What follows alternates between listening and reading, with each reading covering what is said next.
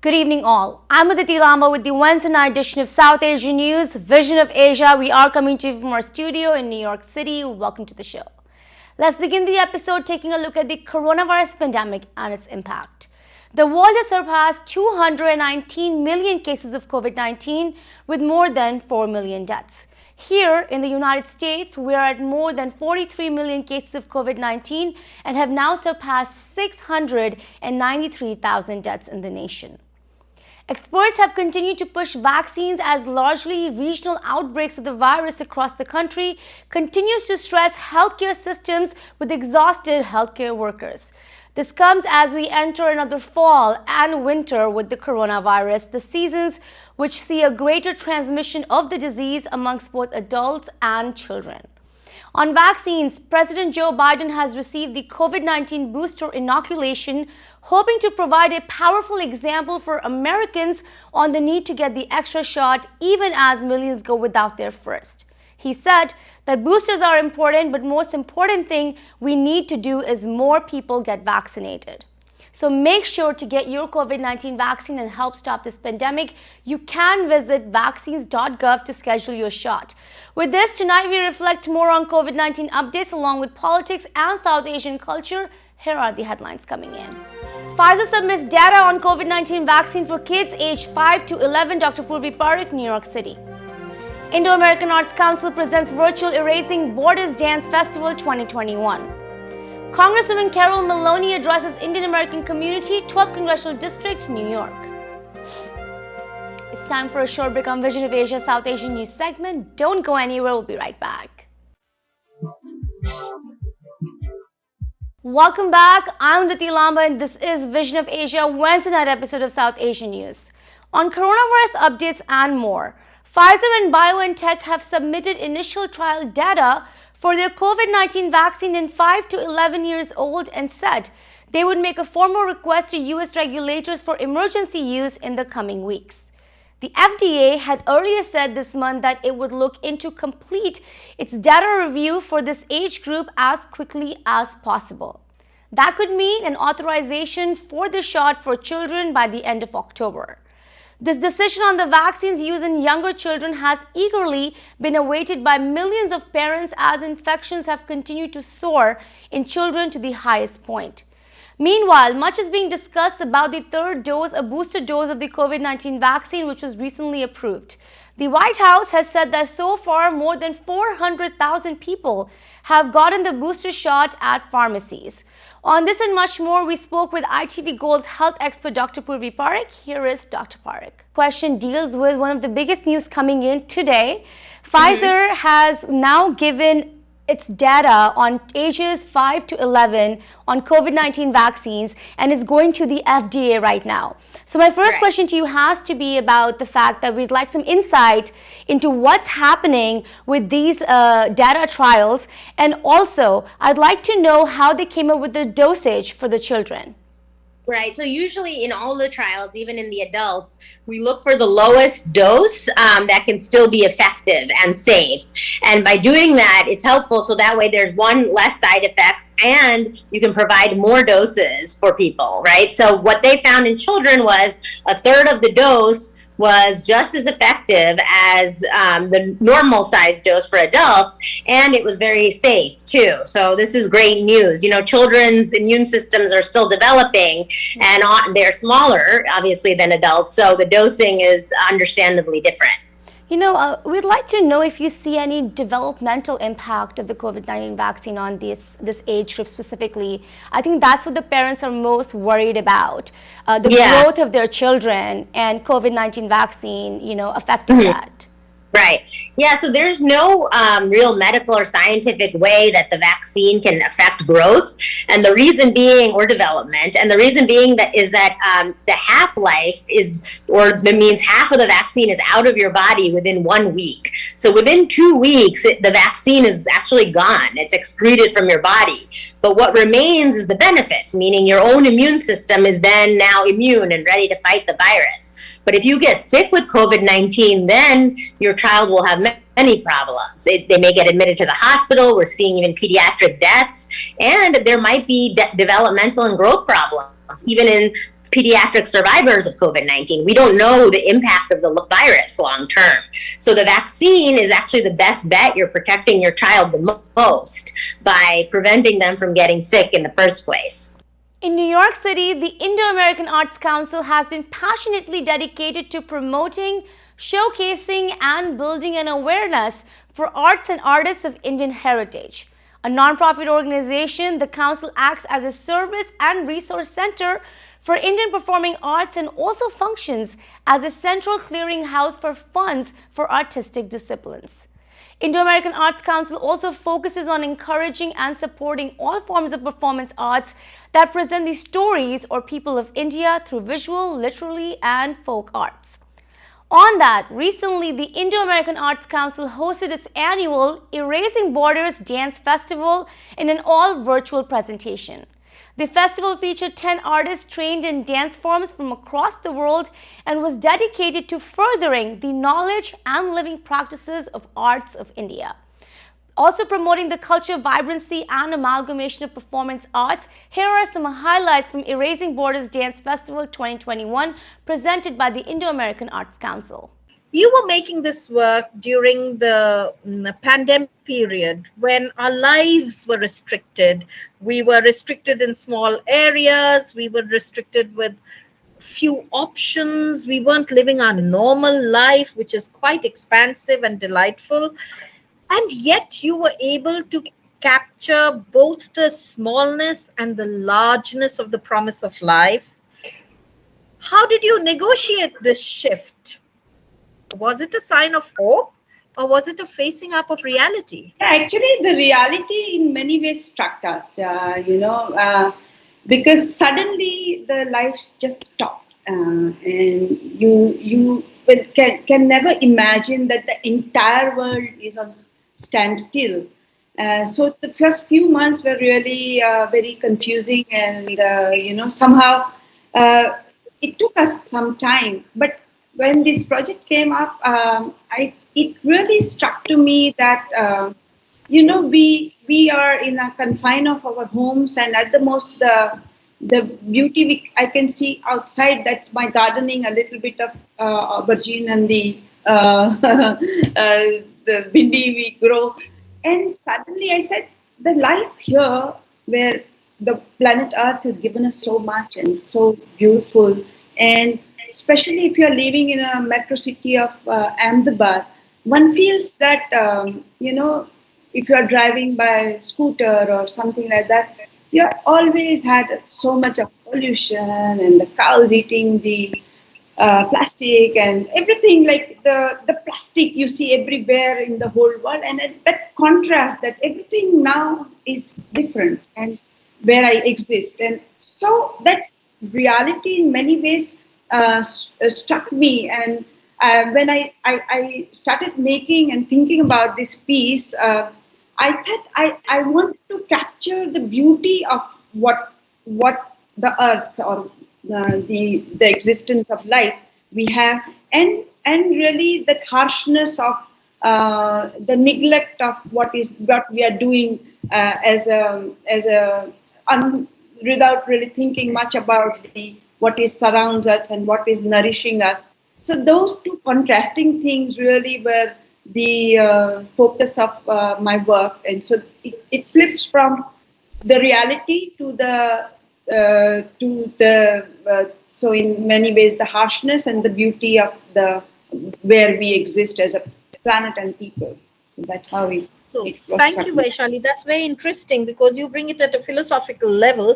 Whereas, and I move now to you, Bindu, in your opening shot of Prithvi Tattvam, you bring in the whole ocean. We couldn't, if you weren't living next to an ocean, you were not able to see the ocean, and we have not been, many of us have not been able to travel at all, even when nearly 18 months plus are over, So it was just there was this gasp that went when you showed us the ocean and were able to show us many natural vistas, from green arboreal vistas to the vast ocean, as I mentioned. So talk a little bit about how you visualize, how were you able to make it happen?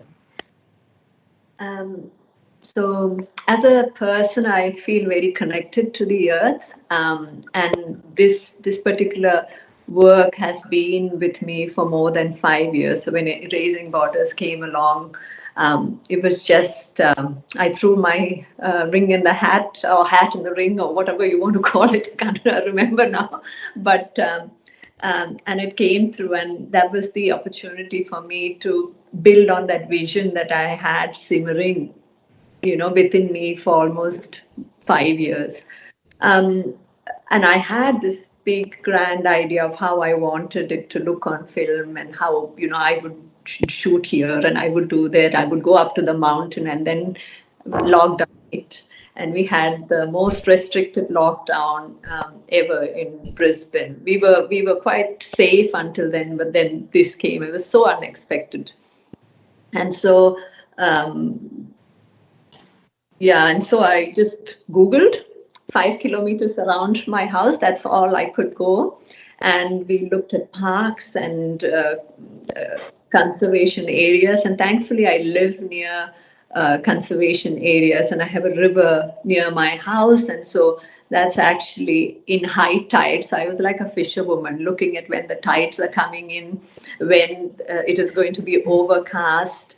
So that shot was actually taken during a 4-minute gap when the rain just stopped. So this is how we worked around it. Most of the shots you see is just around my house, looking at different spots. So every lunchtime I used to take the car, go out, look for places. So in a sense, I think nature asked me to try and maximize my potential with minimum options, which is also what is the underpinning foundation of what I created for Erasing Borders.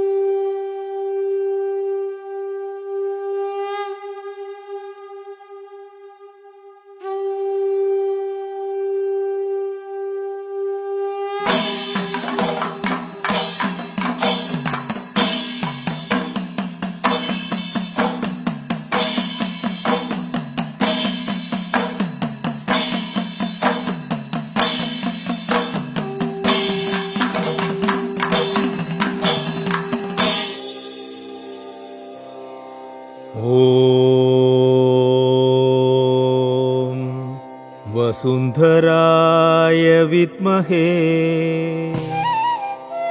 भूतधात्राय धीमहि तन्नो भूमि प्रचोदयात् तन्नो भूमि प्रचोदयात्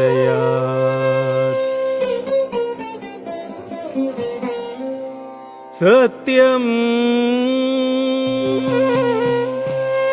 बृहद्रतमुग्रं दीक्षातपो ब्रह्म यज्ञ पृथ्वीं धारयन्ति सा no भूतस्य भव्यस्य भूतस्य भव्यस्य अग्नियूरुं लोकम्. It's now time for another short break on Vision of Asia, Voice of the Community. We'll be right back.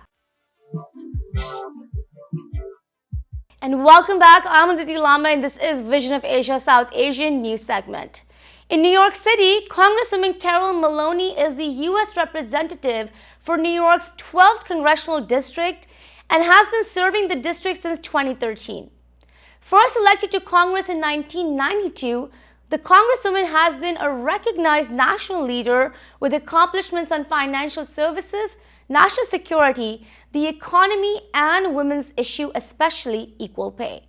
She's also the chairwoman of the House Committee on Oversight and Reform, the first woman to ever hold this position. Throughout her career, Congresswoman Maloney has used her voice to shine spotlight on important issues such as gun control, reproductive rights, and has kept the fight for Equal Rights Amendment going. Also a supporter of the Indian-American community, Congresswoman Maloney is the face behind the much-loved U.S. Postal Diwali stamp that commemorates Indian Festival of Light Diwali and its significance, a great moment of national recognition for Indian Americans. Recently, the Indian American community leaders had an exclusive meet and greet with Congresswoman Carolyn Maloney discussing much on her efforts for the community. Congresswoman Maloney directly spoke to ITV Gold viewers at the event. Here is the story. She is meeting with Indian American leaders and professionals, and today she has announced that we have requested a national holiday for the Deepavali, and she will work on that. So we're very, very pleased. As we know, Carolyn has always been a friend to the Indian American community, not only in New York, but all over the country. And I would request all Americans who are here, Indians who are residing in America and who have decided to stay here and fought for this country through their professional lives and are raising children here, to join us and support Carolyn in accomplishing this monumental achievement of getting a national holiday for Deepavali. And we need to get behind her. All our organizations, there's so many organizations represented here, AIA, FIA, all our acronyms, we can all come together, no matter which organization or which religious group we're with or which professional group, and really support Carolyn for her re-election and for this work that she continues to do, as well as our children. We're very involved, but we need to involve the young people and to continue what we have started. And Carolyn is the person for us. She's been very dedicated to all of New York. And I can tell you personally, having known her for about good 18 years, that she's very dedicated to the Indian American community. And we thank you for coming here, for sharing your vision and continuing to do the hard work that you do. So, Carolyn. Thank you so much, and I see so many faces that were part of the movement to create a Diwali stamp, and we had a big celebration at the embassy, and it has been one of the most successful stamps in America. Last time I looked at it, it had raised over $8 million for the post office. I remember the opening ceremony, it sold out, so it was a great success. I've also introduced legislation to give the highest award that we have in America, to bestow the Congressional Gold Medal to Mahatma Gandhi, who was the spiritual leader to Martin Luther King and Nelson Mandela, two great humanitarian leaders who have already received the Congressional Gold Medal. It's about time for Gandhi, their leader, their inspiration, to also receive it. So I'm looking forward to working on that too. It's very natural that the world's largest democracy and the world's oldest democracy that share so many of the same values and the same goals have come together in really a great alliance as supporters and to work together for peace and justice. I understand that Modi, Prime Minister Modi, just met with President Biden during the UN meetings. He was one of few leaders, world leaders, that met with them. And I remember Howdy Modi. That was a big thing in Houston. People came from across the world to go to that great big celebration of the contributions of the Indian American community to America. So thank you so much. I'm humbled and honored. It's a pleasure and honor for me to be here with the Congresswoman Carolyn Maloney, who is our own Indian caucus for so many years. It is truly a proud moment for me to be with her and listening to her, how much she is dedicated for Asian Indians. She did the Deepavali stamps, and she's here to propose the national holiday for Diwali, and also she's telling us she's going to do the Diwali function at the congressional level in Washington DC, and I want to see that moment to join them and celebrate the Diwali with the congressmen and if possible with the vice president. So That would be wonderful, wouldn't it? so We are honored with your presence here. I'm honored with yours. Thank you so much. Thank you. And we admire your work for the Diwali and Mahatma Gandhi. He was a real true leader of the world. He always wanted peace, and that's what we need in this world today. The peace, Yes, very right. important. And we wish you all the best. And thank you for coming. And we love to see you very often over here. But thank you, and your support means so much to me. Thank you. I've always had wonderful support from the American Indian community. We are always for you. All my community is for you. Good evening. I'm State Assembly Member Dan Court here with Congresswoman Carolyn Maloney, supporting her for her reelection. This is an important reelection for this country, but especially here in New York, that we have representation that helps us post-census and with the important challenges we face coming out of COVID for the city's economy. That's why, among many reasons, we need Carolyn Maloney back fighting for us in Washington, D.C. Her track record in the last 3 decades is unparalleled, and we would be at a terrible loss without the Congresswoman for not having her for New York City. That's not going to happen. We're going to reelect her, and everyone should be supportive of her. And like I said, I met you a couple of years ago on the ACL Gala function. It was an annual gala, and you were kind enough to honor us there. I thank you for supporting the Indian community and the Indian cause and the Diwali stamp. And we are in the process of forming a Hindu pact because our religion is misrepresented by the Western media and some of the academias who it's completely out of ignorance, and we want to make a proper representation, and I look forward to working with you on that. We're going to have an inaugural meeting, and I would welcome you to that and request you to attend that. There. Thank you. I would love to be there. Give me the invitation. I will be there. Thank you so much, and Thank it's you. an honor to meet you. Thank you. I'm here with leaders in the American Indian community, and I'm here to say thank you for their many contributions to our country, for really living the American dream in so many situations and having a very positive, successful life in giving back to our country.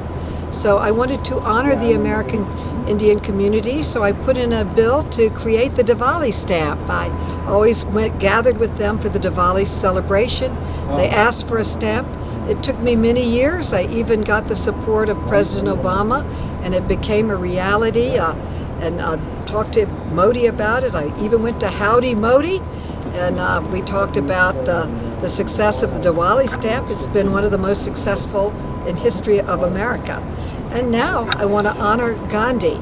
We have given the highest award that can be given in America to Martin Luther King. And Martin Luther King says that all of his teachings came from Gandhi. The same with Nelson Mandela. He said his teachings of nonviolence came from Gandhi. They have received the highest award America can give. I believe it is time that we give this award to Gandhi, who was the leader of the nonviolent political movement. Well, with this, we wrap up our show for the night. Please send us your suggestions and get your voices and organizations on our show. You can email us on events@itvgold.com, or you can follow us on our Facebook handle @itvgold. You can also subscribe to our YouTube channel for free access to many of our popular shows. Thank you for joining us tonight from Queens, New York. This is Vision of Asia, and I am Aditi Lamba. Take care and be well.